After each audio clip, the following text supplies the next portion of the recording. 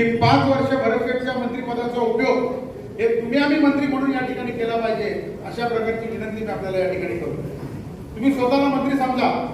ज्या वेळेला आपण भरत शेठना गरिबांचा शेठ म्हणून पदवी बहाल केली त्यावेळेला भरत शेठनी सांगितलं ही पदवी माझी नाही, ही सर्वसामान्य जनतेची पदवी आहे. आणि हे मंत्रिपद पण ज्या वेळेला डिक्लेअर झालं त्यावेळेला भरत शेठनी सांगितलं हे मंत्रिपद पण हे माझ्या महाड विधानसभेतल्या प्रत्येक माझ्या माता बहिणींचं, माझ्या तरुण सहकारी, माझ्या वडीलधारी मंडळींचं पद आहे.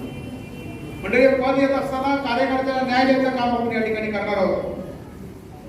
माझी आपल्याला विनंती आहे, आता काही लोक आपल्या पक्षामध्ये येत आहेत, त्यांना दम देत आहेत, त्यांना फोन करतायत, परंतु पत्रकारांच्या माध्यमातून सांगतो अजून भरत शेठनी आणि अजून विकास लोक दम द्यायला सुरुवात केली नाही.